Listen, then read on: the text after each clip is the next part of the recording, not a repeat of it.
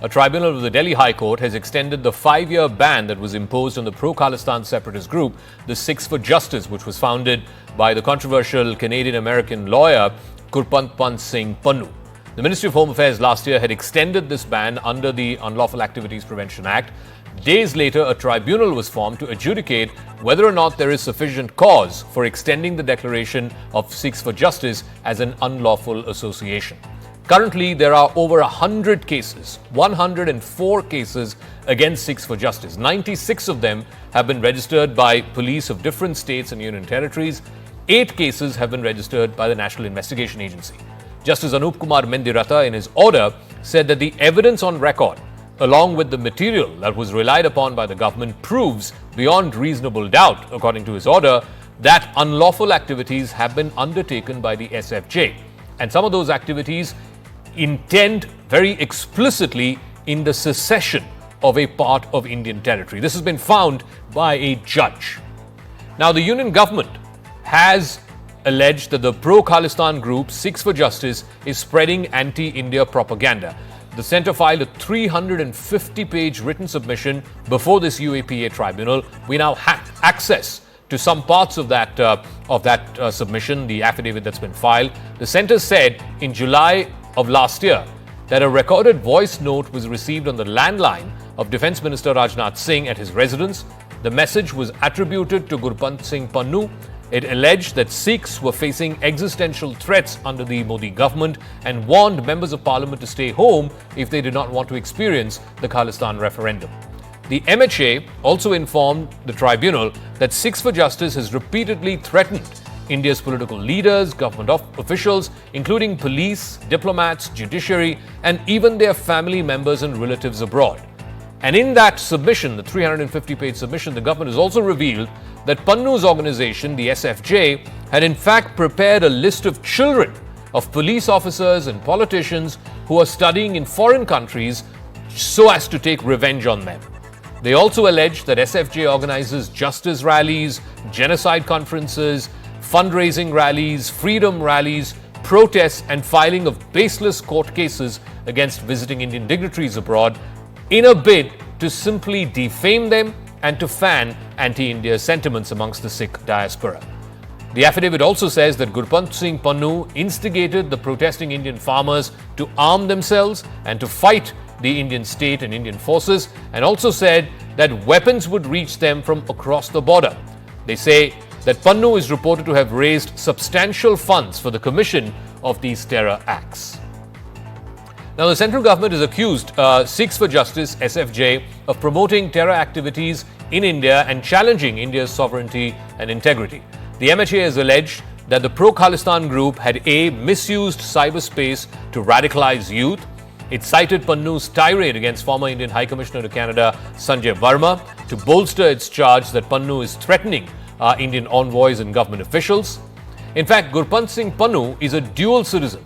He holds passports of both America and Canada, and that is the technicality that both countries use when it comes to taking action against him and eventually to extradite him because he's wanted for serious crimes here in India. Pannun hails from the Nathu Chak village in Taran Taran in Punjab. He heads Sikhs For Justice. He operates across both the United States and Canada. He advocates for the creation of a separate Khalistan and gets a platform in both these countries to spew anti-India propaganda under the guise of freedom of speech. He was designated a terrorist by the government of India in 2020.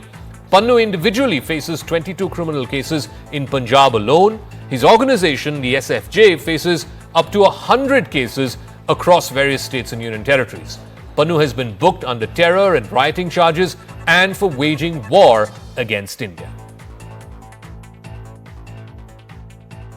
So some startling admissions by the Home Ministry before the UAPA tribunal, where it asked for another 5-year extension on the ban on Sikhs For Justice, SFJ. Sushant Sareen from ORF continues to be with us. Sushant, so some of these things that they have mentioned in the affidavit, a pre-recorded message was sent to Rajnath Singh's residence with threats to bomb Parliament.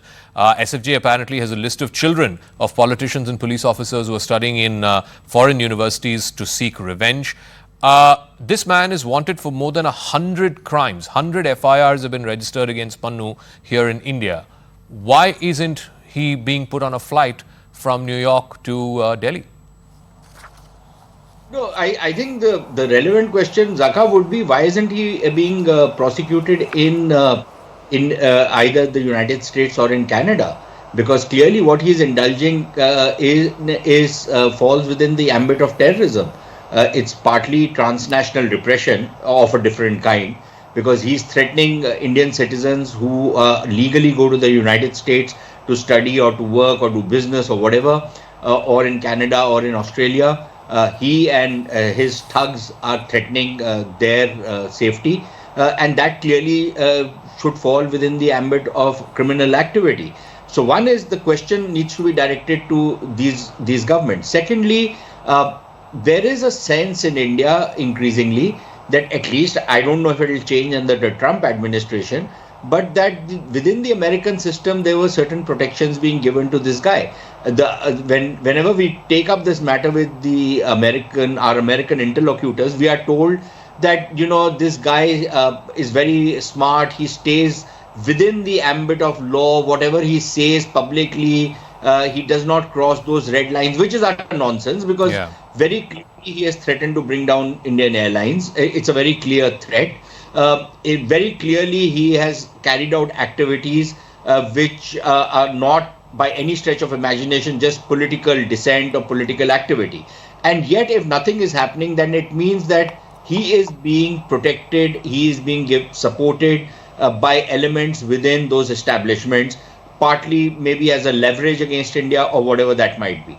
The third factor is that he and his bunch have used lawfare against Indian officials. So, for example, they filed cases in the civil courts, they filed cases against the NSA, against other top Indian officials.